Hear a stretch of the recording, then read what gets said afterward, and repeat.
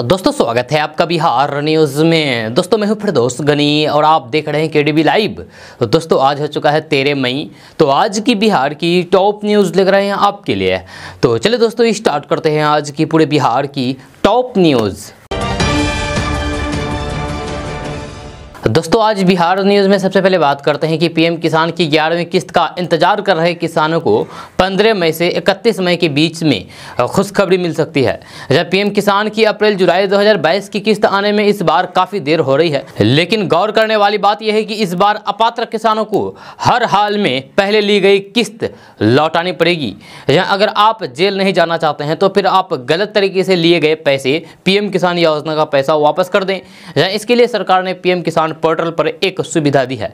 आप ऑनलाइन पैसा रिफंड कर सकते हैं। आपको बता दो कि उत्तर प्रदेश और अपना बिहार में पीएम किसान सम्मान निधि में बड़ा फर्जीवाड़ा सामने आया है। जांच और सत्यापन में अब तक 3,15,010 अभ्यर्थी अपात्र पाए गए हैं, जहां इन्हें दी गई धनराशि की वसूली कराई जाएगी।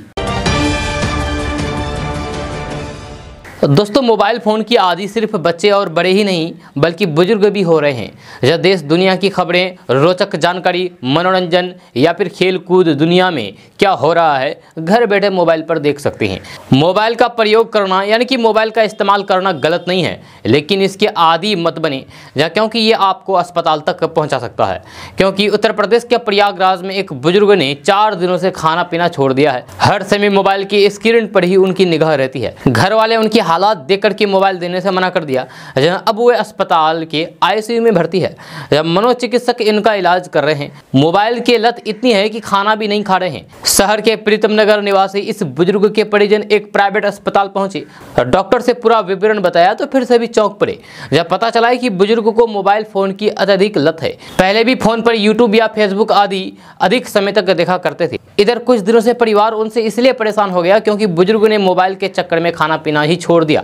रात भर फोन ही देखते या दिन में भी फोन की स्क्रीन से उनकी नजरें नहीं हटती। मना करने पर बिगड़ जाते। यही नहीं, आंख से पानी गिरने लगता था, जहां आंखें लाल हो गई थी। लेकिन उनकी भूख प्यास पर भी मोबाइल फोन हावी रहा। डॉक्टरों ने उनके हालात देखा तो उन्हें आईसीयू में भर्ती कराना पड़ा है। तो अगर आपको भी मोबाइल फोन की ऐसी आदत लगी है तो फिर आप सावधान हो जाइए, न तो फिर कल आपके साथ भी यह हादसा हो सकता है। दोस्तों बात करते हैं कि बिहार में जातीय जनगणना को लेकर के सियासत गर्म है। इस बीच नीतीश कुमार से इस मामले पर मिलने के लिए तेजस्वी यादव ने 72 घंटे के भीतर समय मांगा था, जिसके बाद बिहार विधानसभा में नेता प्रतिपक्ष तेजस्वी यादव नीतीश कुमार से मिलने पहुंचे और इस मुलाकात के बाद उन्होंने जातीय जनगणना के मुद्दे पर अपनी पटना से दिल्ली की यात्रा को टालने का ऐलान कर दिया है। आपको बता दूं कि मंगलवार को तेजस्वी यादव ने इस बात की घोषणा की थी कि वे जातीय जनगणना के मुद्दे को लेकर के बिहार की राजधानी पटना से दिल्ली तक की पैदल यात्रा करेंगे। आपको बता दूं कि सीएम नीतीश कुमार ने बुधवार को 4:30 बजे तेजस्वी यादव को मिलने का समय दिया था। यहां आधे घंटे से ज्यादा दोनों के बीच वार्ता चली और इसके बाद तेजस्वी यादव ने कहा है कि जातीय जनगणना कराने का आश्वासन उन्हें मुख्यमंत्री की तरफ से मिला है, जिसके लिए जल्द से जल्द सभी दलों की बैठक बुलाने की भी सीएम नीतीश कुमार ने बात कही है। तेजस्वी यादव ने कहा है कि हमने बिहार विधानसभा सत्र के दौरान जातीय जनगणना का मुद्दा उठाया था। दोस्तों बात करते हैं कि देश में कोविड-19 के बढ़ते हुए मामले को देखते हुए गृह मंत्रालय की सलाह पर रेलवे ने एक नोटिफिकेशन जारी किया है। इसके अनुसार अब ट्रेन में यात्रा करने वाले यात्रियों को ट्रेन और रेलवे परिसर में मास्क लगाना अनिवार्य होगा। जी हाँ, दरअसल पिछले दिनों कोरोना के मामले कम होने पर ये अनिवार्यता हटा दी गई थी। इस पत्र में यात्रियों को अपने घर तक पहुंचने के बाद भी कोविड प्रोटोकॉल का पालन करने की अनुशंसा की है। जी हाँ, रेल यात्रा के दौरान कोरोना प्रोटोकॉल की फिर से वापसी हो रही है। आपको बता दूं कि भारतीय रेलवे ने देश में एक बार फिर से अपना पैंच पसार रही कोरोना महामारी के बढ़ते हुए मामले को देखते हुए भारतीय रेलवे ने यात्रियों के लिए ट्रेन में सफर करने के दौरान मास्क लगाना एक बार फिर से अनिवार्य कर दिया है। तो दोस्तों बात करते हैं कि देश में अभी महंगाई, बेरोजगारी, पलायन सहित कई जरूरी मुद्दे से हटकर के एक अलग बहस चल रही है। देश में अभी मंदिर, मस्जिद, लाउड स्पीकर, बुलडोजर, हिंदू मुस्लिम पर बहस चल रही है। रेल यात्रा के दौरान कोरोना प्रोटोकॉल की फिर से वापसी हो रही है। यहाँ तक कि अब ताजा मामला ताजमहल के बारे में भी कई बातें हो रही है। कोई कुछ दावे कर रहा है तो कोई कुछ और दावे कर रहे हैं।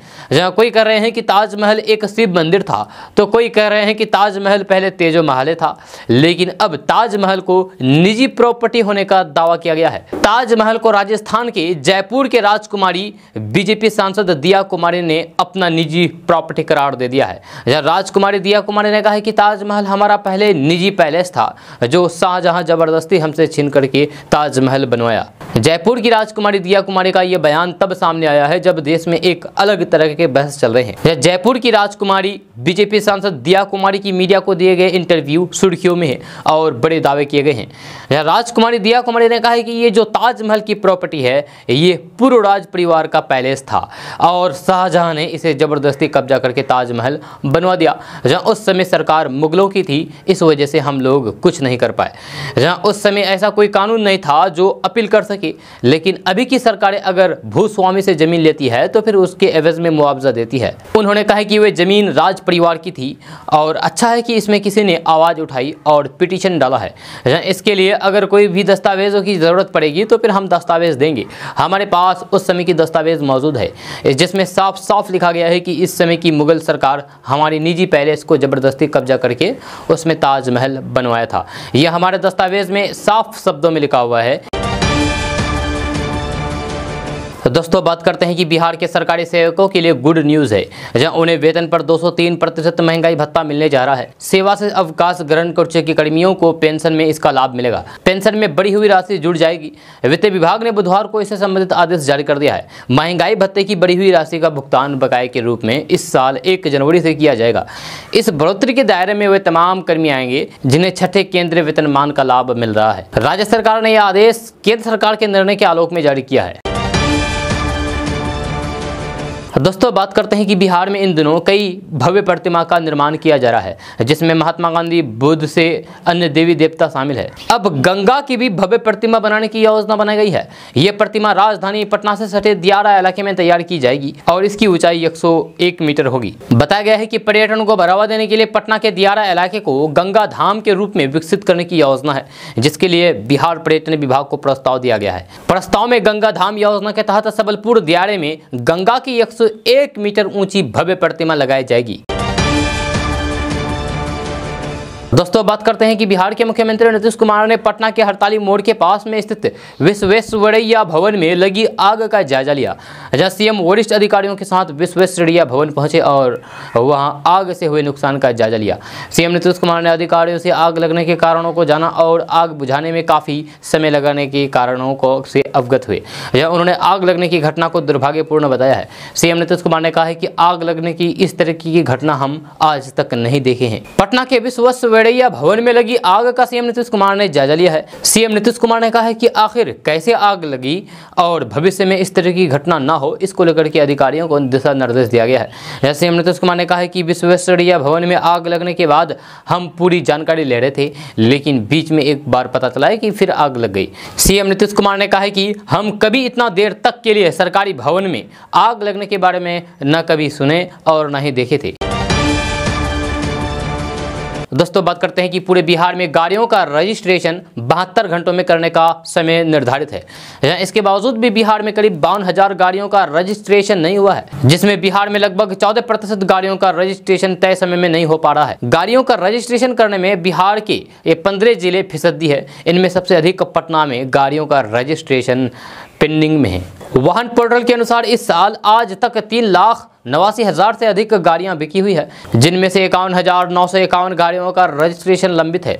इनमें से 45,000 से भी अधिक नई गाड़ियों का रजिस्ट्रेशन पेंडिंग में है। वहीं 1754 ऐसी गाड़ियां हैं जो दूसरे राज्यों से खरीदी गई है। गाड़ियों के रजिस्ट्रेशन करने के मामले में पटना सबसे पीछे है, जब पटना में 6,198 गाड़ियों का रजिस्ट्रेशन नहीं हुआ है। इसके बाद बेतिया है, जहां 3428 गाड़ियों का रजिस्ट्रेशन नहीं हो सका है। तीसरे पायदान पर मोतिहारी है, जहां 3165 गाड़ियों का रजिस्ट्रेशन लंबित है। बेगूसराय में 2687, तो 5वें पायदान पर गया है, जहां 2664 गाड़ियों का रजिस्ट्रेशन पेंडिंग है। अन्य जिलों में रोहतास, छपरा, मुजफ्फरपुर, पूर्णिया, भोजपुर, दरभंगा, सीवान, वैशाली, नवादा और खगड़िया है। 15वें पायदान पर खगड़िया है, जहां 290 गाड़ियों का रजिस्ट्रेशन पेंडिंग पड़ा हुआ है। दोस्तों बात करते हैं कि आमतौर पर लोगों की ये शिकायत रहती है कि सरकारी अस्पतालों में प्राइवेट हॉस्पिटल जैसी स्वास्थ्य सुविधाएं नहीं होती है। जब लोगों का मानना है कि सरकारी अस्पतालों में मरीजों की उचित देखभाल नहीं होती है, साथ ही उन्हें सरकारी स्वास्थ्य सुविधाएं हासिल करने के लिए लंबा इंतजार करना पड़ता है। जब देश के तकरीबन 50% परिवार यही मानते हैं।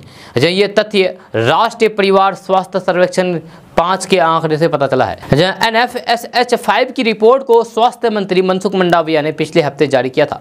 जब रिपोर्ट से पता चला है कि साल 2019-20 के दौरान सरकारी स्वास्थ्य सुविधाओं का लाभ नहीं उठाने वाले परिवारों का प्रतिशत 49.9 है। जहाँ वैसे 2015-16 में ऐसे परिवार का प्रतिशत 55.1 था। जहाँ अगर राज्यवार आंकड़े की बात करें तो फिर देश में सबसे ज़्यादा बिहार में रहने वाले परिवार 80% सरकारी स्वास्थ्य सेवा की तलाश नहीं करते हैं। दोस्तों बात करते हैं कि देश में शौचालय की सुविधा अन्य राज्यों के मुताबिक बिहार में सबसे कम है। यहाँ 62% लोगों के पास ही शौचालय की सुविधा है। वहीं दूसरे स्थान पर झारखंड है, जहाँ 70% और उड़ीसा में 71% लोगों के पास शौचालय है। जब बाकी सभी राज्यों में शौचालय की सुविधा काफ़ी बेहतर है। जब नेशनल फैमिली हेल्थ सर्वे 5 के आंकड़ों में यह खुलासा हुआ है। इस सर्वे के मुताबिक 19% परिवार अभी भी शौचालय सुविधा का लाभ नहीं ले पा रहे हैं। सरकार ने देश को साल 2019 में खुले में शौच मुक्त घोषित किया था।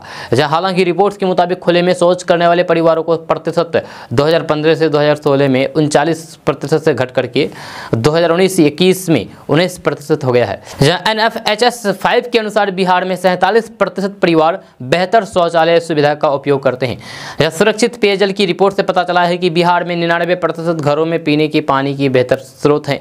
राष्ट्रीय परिवार हेल्थ सर्वेक्षण 2019 और 2021 के बीच 28 राज्यों और 8 केंद्र शासित प्रदेशों के देश के 707 जिलों के लगभग 6,37,000 सैंपल घरों में आयोजित किया गया था। दोस्तों बात करते हैं कि भारत में लोग जुगाड़ के सहारे अपने कई काम आसानी से कर लेते हैं। सोशल मीडिया पर कई वीडियो पहले भी सामने आ चुके हैं, जिनमें लोगों के जरिए किए गए देसी जुगाड़ वाकई में देखने वाले को हैरत में डाल देते हैं। अब सोशल मीडिया पर एक और जुगाड़ से जुड़ा हुआ वीडियो सामने आया है। इस वीडियो में देख सकेंगे कि कैसे दोपहिया सवार शख्स गर्मी से बचने के लिए जुगाड़ करता है।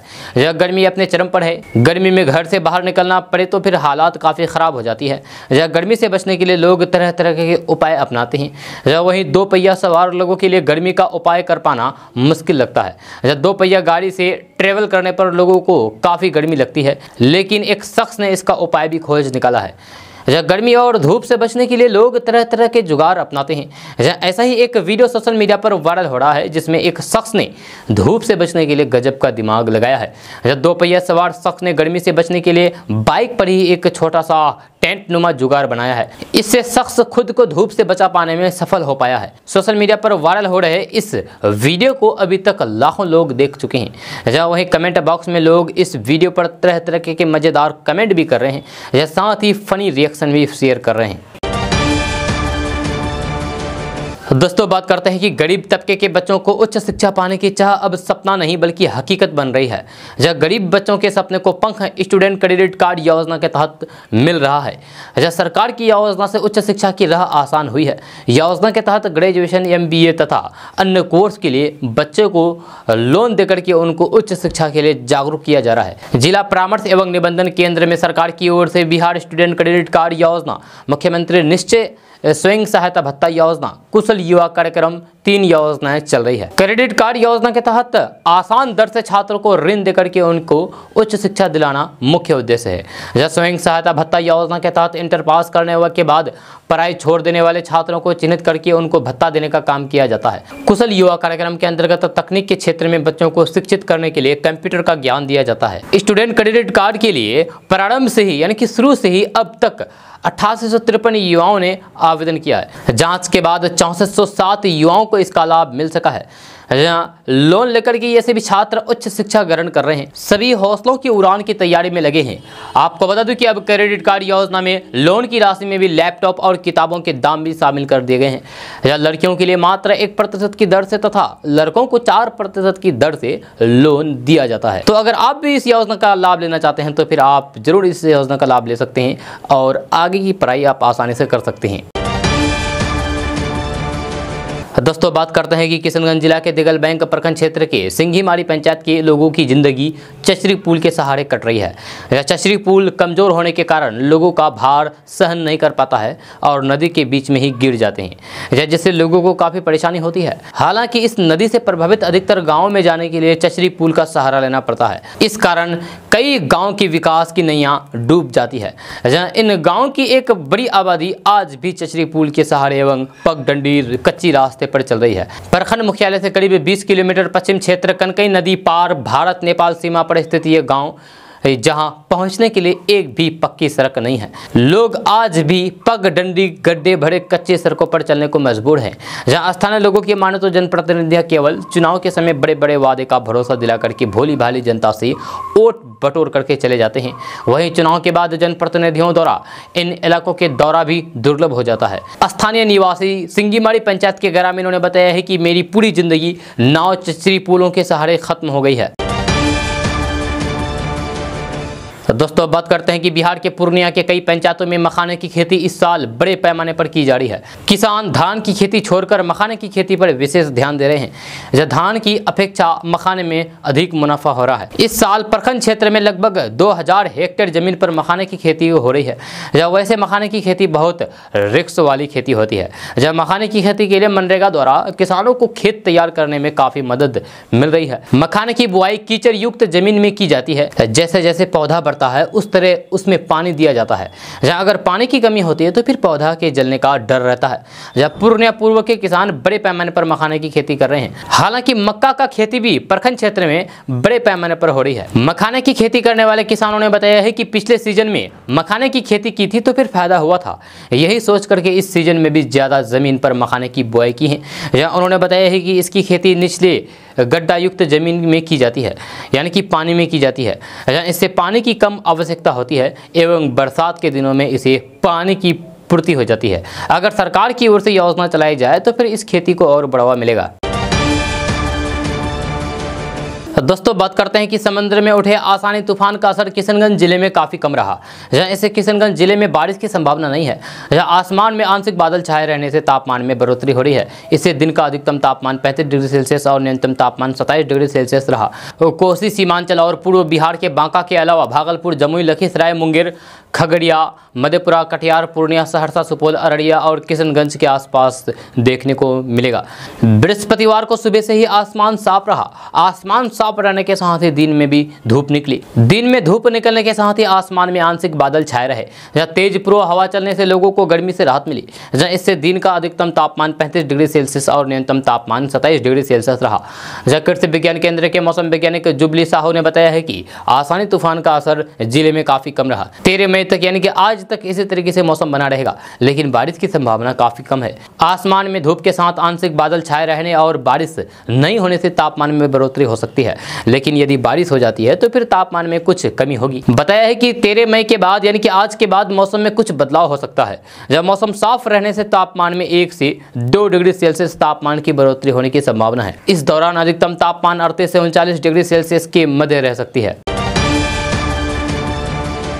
दोस्तों बात करते हैं कि उत्तर बिहार में बाढ़ की आशंका के बीच स्वास्थ्य विभाग ने अभी से बाढ़ और बाढ़ के बाद होने वाली स्वास्थ्य समस्याओं से मुक्ति के लिए रणनीति बनानी शुरू कर दी है। स्वास्थ्य विभाग के अपर मुख्य सचिव प्रत्यय अमृत ने सभी प्रमंडलीय आयुक्त और जिलाधिकारियों को बुधवार को बाढ़ के दौरान स्वास्थ्य व्यवस्थाओं को चुस्त दुरुस्त रखने के उपाय सुझाते हुए विस्तार से गाइडलाइंस जारी की है। जिलों को निर्देश दिया है कि अभी से ही नाव की व्यवस्था कर लें ताकि नाव का औषधालय बनाया जा सके। जिलों से कहा गया है कि वे महामारी से निपटने के लिए अस्थायी अस्पताल बनाएं, नाव पर भी अस्थायी औषधालय बनाएं ताकि बीमारी पीड़ितों को इलाज के लिए बहुत भटकना ना पड़े और उन्हें घर के दरवाजे पर नाव का औषधालय के डॉक्टरों और दवाओं की सेवा प्राप्त हो जाए। निर्देश दिया गया है कि जिन डॉक्टर कर्मी की प्रतिनियुक्ति अस्थायी अस्पताल में हो वे बाढ़ का पानी उतरने तक क्षेत्र में ही रहें। स्वास्थ्य विभाग द्वारा जारी की गई गाइडलाइन में बताया गया है कि बाढ़ के दौरान इसके पानी से कई प्रकार की बीमारियां होने की आशंका रहती है। यह कई बीमारियां महामारी का रूप भी ले लेती है। इन समस्याओं के साथ कोरोना के खतरे भी लगातार बरकरार है। इन सभी तथ्यों को ध्यान में रखते हुए अभी से ही प्रभावकारी कदम उठाने की जरूरत है ताकि बीमारियां ना फैल सके। दोस्तों बात करते हैं कि बिहार के पूर्णिया जिले में मौजूद बाल सुधार गृह में बुधवार तड़के गार्ड को बंधक बना करके 11 बाल कैदी फरार हो गए, जिसके बाद में 9 को बरामद कर लिया गया है। पुलिस सूत्रों ने बताया है कि बुधवार तड़के गार्ड को बंधक बना करके 11 बाल कैदी फरार हो गए। फरार हुए बाल कैदी पूर्णिया और कटिहार जिले के थे। इस संबंध में के हाट थाना में एक सनहा दर्ज किया गया। हालांकि 8 घंटे की लगातार छापेमारी में 9 बाल कैदी को बरामद कर लिया गया है। वहीं 2 बाल कैदी अभी भी फरार हैं। फरार बाल कैदी हत्या और लूट जैसे संगीन अपराध के आरोप हैं। फरार बाल कैदी हत्या और लूट जैसे संगीन अपराध के आरोपी हैं। मामलों की जानकारी पूर्णिया पुलिस को लगी तो सभी बच्चों का घर का पता लेकर के छापेमारी में जुट गई। भागने वाले सभी बच्चे कटिहार जिले के थे, इसलिए कटिहार पुलिस को सूचित किया गया। सूचना मिलते ही कटिहार के पुलिस अधीक्षक जितेंद्र कुमार ने एक टीम बनाई और सभी के घरों पर नजर रखने लगी। इस बीच बच्चे के 2 जगहों पर होने की सूचना प्राप्त हुई, जिसके बाद विक्रमपुर के सभी बच्चों को हिरासत में ले लिया गया। दोस्तों आजकल बच्चों के पास मोबाइल फ़ोन और ईयरफोन होना आम बात हो गया है, लेकिन छपरा से एक ऐसी खबर सामने आई है जहां ईयरफोन ने एक लड़के की जान ले ली है। दरअसल बुधवार को गोरखपुर पाटलिपुत्र एक्सप्रेस की चपेट में आए एक लड़के की मौत हो गई। जहां घटना मसोड़ के टेरा गांव की है। आप जो मोबाइल स्क्रीन पर तस्वीर देख रहे हैं यही तस्वीर है, जहां मृतक मशरक थाना क्षेत्र के सोनोली गांव के रहने वाले छठू सिंह के 15 साल के बेटे राहुल कुमार बताया जा रहा है।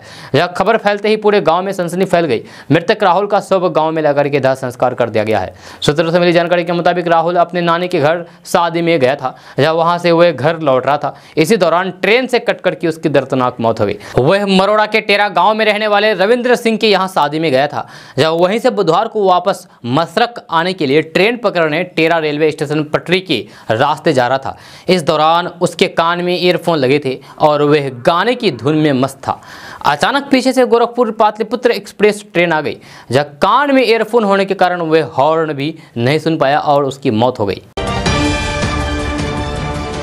दोस्तों बात करते हैं कि प्रशासनिक कामकाज के लिहाज से बिहार के सबसे बड़े सरकारी भवनों में एक विश्वेश्वरैया भवन में बुधवार को लगी भीषण आग को लेकर के अब एक पूर्व आईपीएस अधिकारी ने बड़ा आरोप लगाया है। रिटायर्ड आईपीएस अधिकारी ने कहा है कि विश्वेश्वरैया भवन में सुनियोजित षड्यंत्र के तहत आग लगाई गई है। आग लगाने वालों ने घोटाले की फाइल को जलाने के मकसद से भवन में आग लगाई है और सबूत को जला करके खाक कर दिया है। यह बिहार कैडर के रिटायर आईपीएस अधिकारी अमिताभ कुमार दास ने बिहार के राज्यपाल फागू चौहान को इस संबंध में पत्र लेकर के आग लगाने की घटना में कथित रूप से कई आरोप लगाए हैं। उन्होंने कहा है कि 11 मई को पटना के विश्वेश्वरैया भवन के 5वें तले में आग लग गई थी। 5वें तले पर ग्रामीण कार्य योजना का कार्यालय है। इन योजनाओं में हजारों करोड़ों के घोटाले हुए हैं। आग लगा करके सारे सबूतों को नष्ट कर दिया गया है। उन्होंने कहा है कि विश्वेश्वरैया भवन की 5वीं मंजिल में आग टेंडर माफिया द्वारा सुनियोजित षड्यंत्र के तहत लगाई गई है। यह टेंडर माफियाओं को सत्ता का संरक्षण प्राप्त होने का भी आरोप लगाया गया है। विश्वेश्वरैया भवन के 3 फ्लोर पूरी तरीके से जल गए हैं, जिसमें सबसे ज्यादा नुकसान ग्रामीण कार्य विभाग को उठाना पड़ा है। यह ग्रामीण कार्य योजना के सचिव पंकज कुमार पालको ने बताया है कि आज विभाग का निरीक्षण किया जाएगा, जहां इसके बाद ही बताया जा सकता है कि विभाग को कितना नुकसान हुआ है। दोस्तों बात करते हैं कि इन प्रचंड गर्मियों में पानी मिलना किसी वरदान से कम नहीं है। इससे भी बड़ा वरदान शुद्ध पानी योग्य पीने वाला मिलना है। इन गर्मियों में देश के कई इलाकों में पानी की घोर कमी देखने को मिल रही है। ऐसे में इन क्षेत्रों के लोगों को गंदा पानी पीने को मजबूर होना पड़ा है। पानी साफ करने के लिए जो मशीनें आती है वे काफ़ी महंगी होती है और बिजली से चलती है, और बिजली की समस्या दूर दराज के इलाकों में बहुत ज़्यादा है। ऐसे में आईआईटी ने ऐसा समाधान लेकर आई है जिससे लोगों को कम लागत में शुद्ध जल पीने को मिलेगा। आईआईटी कानपुर ने पानी को साफ करने की प्रक्रिया में क्रांति लाने के लिए एक बिल्कुल नया उपकरण विकसित किया है। ये उपकरण मात्र 2 रुपये प्रति लीटर की लागत पर पानी को कार्बन मुक्त कर देगा। बड़ी बात यह है कि इस उपकरण की मेंटेनेंस लागत भी शून्य है, 0 है। ऐसे में उम्मीद की जा सकती है कि भविष्य में ये शुद्ध पानी की समस्या को दूर कर देगी। आईआईटी कानपुर के वैज्ञानिकों ने मैसाचुसेट्स इंस्टीट्यूट ऑफ टेक्नोलॉजी के साथ मिलकर के इस उपकरण को बनाया है, जहां ये उपकरण पानी की अशुद्धियों को दूर करने के साथ ही उसकी गुणवत्ता के बारे में भी जानकारी देगा। इस तकनीक को a wells and a method for purifying water and monitoring quality of water नाम दिया गया है। डिवाइस में बने शुद्धिकरण जार में आयरन एक्सचेंज रेजिन युक्त द्रव्य होता है जो अशुद्धियों को सोख लेता है और अकार्बनिक प्रदूषण मुक्त पानी उपलब्ध कराता है। अच्छी बात यह है कि ये उपकरण दूर दराज के इलाकों में भी इस्तेमाल किया जा सकता है, क्योंकि इसे बिना बिजली के भी इस्तेमाल किया जा सकता है। दोस्तों बात करते हैं कि लाउड स्पीकर पर अजान और हनुमान चालीसा के विवाद के बाद बिहार में अब मौलवी की तरह पुजारी को भी मानदेय देने की मांग पर सियासत गर्मा गई है। जब बीजेपी कोटे के मुख्यमंत्री नीतीश कुमार की सरकार में कानून मंत्री प्रमोद कुमार ने कहा है कि जब मस्जिदों में नमाज पढ़ने वाले मौलवी और मुअज्जन अजान देने वाले को 5 से 18,000 रुपये प्रति माह मानदेय देने की व्यवस्था बनाई गई है, तो फिर मंदिरों के पुजारियों के लिए भी ऐसी व्यवस्था होनी चाहिए। मंत्री प्रमोद कुमार के इस बयान का बीजेपी विधायक हरिभूषण ठाकुर बचौल ने भी समर्थन किया है। मंत्री प्रमोद कुमार कहते हैं कि बिहार राज्य धार्मिक न्यास बोर्ड में करीब 4,000 मंदिर रजिस्टर्ड है और इतने ही प्रक्रियाधीन है। इनके पुजारियों को सरकार की तरफ से तो मानदेय देने की व्यवस्था नहीं है, उन्हें वेतन या फिर मानदेय दिया जाना चाहिए। इसके अलावा किसी भी रजिस्टर्ड मंदिर की कमेटी को मंदिर की आमदनी से एक निश्चित राशि मंदिर के पुजारी को देनी चाहिए। दोस्तों बात करते हैं कि बिहार के बांका में एक सनकी पति ने अपनी पत्नी की पीट करके हत्या कर दी है। जब मामला कटोरिया थाना क्षेत्र के दमोदरा पंचायत के बुरी घाट गांव का है। जब पुलिस ने आरोपी पति को गिरफ्तार करके मामले की जांच शुरू कर दी है। जब मृतका की पहचान सोवत टूडू की पत्नी महामुनि सोरेन के रूप में हुई है। घटना के संबंध में बताया जाता है कि लगभग 1 साल पहले महामुनि की शादी सोवत टूडू से की थी। शादी के बाद से ही सन की पति अपनी पत्नी से झगड़ा और मारपीट किया करता था, बात बात पर उसके साथ दुर्व्यवहार करता था। इसी बीच सोवत ने महामुनि को पीट करके मौत के घाट उतार दिया है। दोस्तों बात करते हैं कि बिहार के मुंगेर में लगातार विकास परियोजनाओं के तहत काम हो रहा है। अब शहर में जल्द ही नमामि गंगे परियोजना के तहत सीवरेज ट्रीटमेंट प्लांट भी बनाया जाएगा, जिससे गंगा में गंदा पानी नहीं गिरेगा। नमामि गंगे परियोजना के तहत देश भर में गंगा नदी के किनारे पर बसे शहरों में नाले के पानी की सफाई के लिए सीवरेज ट्रीटमेंट प्लांट का निर्माण किया जा रहा है। इसी योजना के तहत मुंगेर में अत्याधुनिक सीवरेज ट्रीटमेंट प्लांट भी जल्द बन करके तैयार हो जाएगा। इस प्लांट को बनने में लगभग 250 करोड़ इन्वेस्ट करना होगा। इसको लेकर के फंड भी जारी हो चुका है। जब मुंगेर में ये पहला सीवरेज ट्रीटमेंट प्लांट है जिसको बनाने में 250 करोड़ रुपए की लागत लगाई जाएगी। लक्ष्य के अनुसार 2023 तक ये प्लांट बनकर के तैयार हो जाएगा। दोस्तों बात करते हैं कि पटना से भोजपुर को जोड़ने वाले सोन नदी पर बने कोइलवर पुल के दूसरे लेन का निर्माण कार्य पूरा हो चुका है, जहां और अब ये उद्घाटन के लिए तैयार है। आगामी 14 मई को इसका उद्घाटन केंद्रीय सड़क और परिवहन राजमार्ग मंत्री नितिन गडकरी करने जा रहे हैं। वीडियो कॉन्फ्रेंस के माध्यम से पुल के दूसरे लेन का शुभारंभ किया जाएगा। सोन नदी पर बने कोइलवर पुल के दूसरे लेन का निर्माण कार्य पूरा हो चुका है। लंबे समय से इसके चालू होने का इंतजार अब समाप्त होने जा रहा है। ये पुल बिहार और उत्तर प्रदेश को जोड़ने वाला एक प्रमुख राजमार्ग है। दोस्तों बात करते हैं कि बिहार के बगहा में एक शादीशुदा महिला अपने 2 बच्चे को छोड़ करके प्रेमी के साथ भाग गई। पत्नी के चले जाने से पति इतना परेशान हो गया कि वे ग्रामीणों और पुलिस से उसे वापस लाने की गुहार लगाने लगे।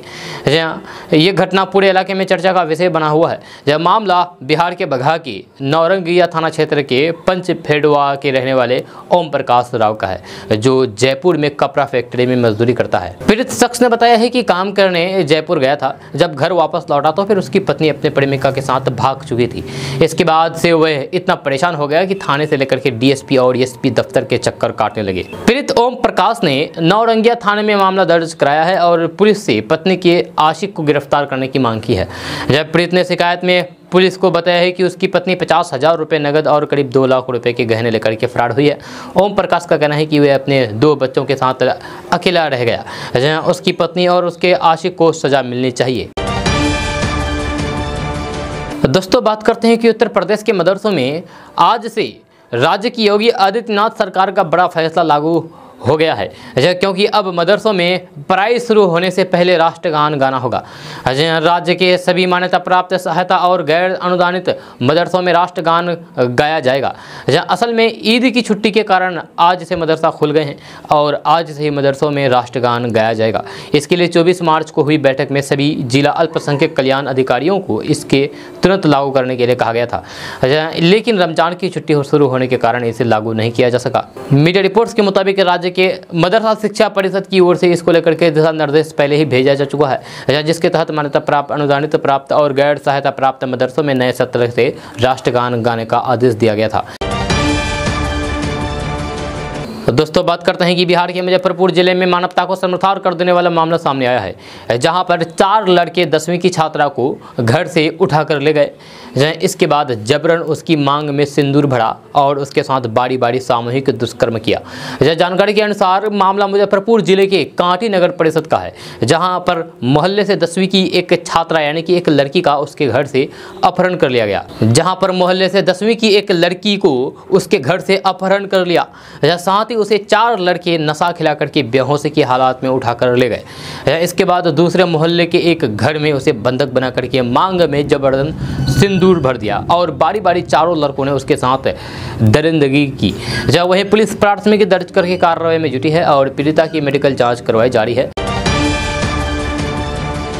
दोस्तों बात करते हैं कि इस वक्त बिहार की राजधानी पटना से बड़ी खबर सामने आ रही है, जहां सीएम नीतीश कुमार के कैबिनेट में कृषि मंत्री अमरिंदर कुमार ने जातीय जनगणना को लेकर के बड़ा बयान दिया है। बिहार सरकार में बीजेपी कोटे से मंत्री अमरिंदर प्रताप सिंह ने कहा है कि बिहार के लिए जातिगत बहुत आवश्यकता नहीं है। उन्होंने कहा है कि जातिगत जनगणना ऐसा विषय नहीं है कि उसके बिना बिहार डूब रहा है और धरती हिल रही है। वहीं अमरिंदर प्रताप सिंह ने कहा है कि तेजस्वी यादव के इशारों पर सरकार नहीं चलेगी, जातीय जनगणना कराना राज्यों का अधिकार है। हालांकि अमरिंदर प्रताप सिंह ने फिर कहा है कि यदि भविष्य में जरूरत होगी तो फिर सरकार जातीय जनगणना कराएगी। जातीय जनगणना की कठिनाइयों को भी समझना होगा। आपको बता दूं कि बीते दिनों तेजस्वी यादव जातीय जनगणना पर सीएम नीतीश कुमार से मुलाकात के बाद कहा था कि जातीय जनगणना पर कुछ काम किया जा चुका है। सीएम नीतीश कुमार की बातों पर पूरा भरोसा है। तेजस्वी यादव ने जानकारी दी कि जातिगत जनगणना को लेकर के फिलहाल उनकी यात्रा स्थगित कर दी गई है। तेजस्वी यादव ने कहा कि अगर नीतीश कुमार ने कह दिया कि जातिगत जनगणना नहीं कराएंगे तो फिर सड़क पर उतरने के अलावा कोई चारा नहीं होगा। फिलहाल जब आश्वासन दे दिया गया है तो फिर इंतजार जरूरी है। दोस्तों बात करते हैं कि यूक्रेन और रशिया के बीच जारी युद्ध मक्का बाजार को लगातार मजबूती प्रदान कर रहा है। दोनों देशों के बीच चल रहे बम ने मक्के के भरपूर दम भर दिया है। लगातार दूसरे माह भी मक्का की कीमत 2250 रुपये प्रति क्विंटल के पार है। ये स्थिति किसानों के साथ व्यापारियों के लिए भी फील गुड वाला है। कभी हीराबाई की धुन पर थिरकने वाली उत्तर बिहार की सबसे बड़ी गल्ला मंडी पूर्णिया गुलाब बाग फिलहाल मक्के के धुन पर थिरक रही है। पूर्णिया गुलाब बाग मंडी के व्यवसायियों के अनुसार इस बार भारत से दूसरे देशों में मक्का के निर्यात की बड़ी संभावना ने बाजार को उछाल दिया है। जहां व्यवसायियों के अनुसार यूक्रेन और रूस गेहूं के साथ मक्का का बड़ा निर्यात देश है। जहां इधर दोनों देशों के बीच जारी युद्ध से इस बार मक्का निर्यात की संभावना वहां छिन्न हो गई है। इस चलते इस बार मक्का खरीदने में मल्टीनेशनल कंपनियों की दिलचस्पी भी बढ़ गई है। जहाँ मंडी के अलावा मल्टीनेशनल कंपनियों ने भी यहाँ क्रय केंद्र खोल दिए गए हैं। व्यवसायियों के मुताबिक अभी तक यहाँ का मक्का भारत के विधि राज्यों के अलावा बांग्लादेश कहा जाता है। दोस्तों बात करते हैं कि पटना के विश्वेश्वरैया भवन में लगी आग को करीब 13 घंटे की कड़ी मशक्कत के बाद बुझा दिया गया है, लेकिन बुझी आग ने भी बिहार की सियासत को सुलगा दिया है। विश्वेश्वरैया भवन के सर्वर रूम में बुधवार की सुबह शॉर्ट सर्किट में लगी आग पर विपक्ष हमलावर हैं और आग के बहाने महत्वपूर्ण फाइल जलाने का आरोप लगा रही है। आरजेडी ने एक के बाद एक ट्वीट करके सरकार पर धावा बोला है। जहाँ पहले आरजेडी ने ट्वीट किया है कि दिन भर में भी राज्य के सबसे प्रमुख कार्यालय में लगी आग को बुझा नहीं सका, व्यवस्था ही ऐसी है या फिर बुझाना ही नहीं चाहते हैं। इसके बाद कश्मीर फाइल्स की तरह जलती बिहार फाइल्स और ये आग कब बुझेगी कैप्शन के साथ आरजेडी ने समाचार पत्र फोटो शेयर किया है। इसके साथ ही आरजेडी ने ट्वीट करते हुए सीएम नीतीश कुमार पर निशाना साधा है और कहा कि 17 साल से सरकार पर अपना एकाधिकार है, जब वर्चस्व बनाए रखने के लिए सामान्य प्रशासन विभाग और गृह विभाग अपने पास दबोचे हुए हैं, लेकिन विभाग तो इनसे संभल नहीं रहा है। तो वहीं लालू प्रसाद के बड़े बेटे तेज प्रताप यादव ने भी विश्वेश्वरैया भवन में लगी आग के लिए नीतीश कुमार पर निशाना साधा है। तेज प्रताप यादव ने ट्वीट करते हुए लिखा है कि 55 से 60 घोटाले हैं, आराम से जलने दो, किसी भी घोटाले का एक भी सबूत बचने नहीं चाहिए। दोस्तों बात करते हैं कि बिहार के स्वास्थ्य मंत्री मंगल पांडे ने बिहार में घटते प्रजनन दर को विकास के लिए शुभ संकेत बताते हुए परिवार कल्याण कार्यक्रम की सराहना की है। यह मंगल पांडे ने बुधवार को कहा है कि आबादी बढ़ने से सरकार के खजाने पर अतिरिक्त बोझ पड़ता है, इसलिए परिवार कल्याण कार्यालय से राज्य के विकास में मदद मिलेगी।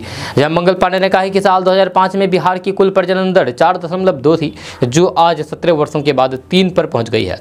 ये राज्य के विकास के लिए एक अच्छा संकेत है, लेकिन यदि हमें परिवार कल्याण कार्यक्रम के प्रति सफलता हासिल करनी है तो फिर प्रजनन दर को कम से कम 2 पर लाना होगा। ये एक चुनौतीपूर्ण कार्य है, इसे स्वीकार करना होगा और मिलकर के स्वास्थ्य सेवा संबंधित सभी कार्यों को जनता तक पहुंचाना होगा। दोस्तों बात करते हैं कि उद्योग और रोजगार के क्षेत्र में चुनौतियों का सामना कर रहे बिहार के भविष्य को संवारने के लिए सीएम नीतीश कुमार नीति एनडीए सरकार बड़ी कवायद में जुटी है। जहां बिहार में उद्योग धंधों को बढ़ावा देने के लिए गुरुवार को दिल्ली में बिहार इन्वेस्टर मीट का आयोजन किया। जहां इसमें देश भर के उद्योगपतियों का जुटान हुआ, जो बिहार के निवेश को लेकर के बड़ा ऐलान किया।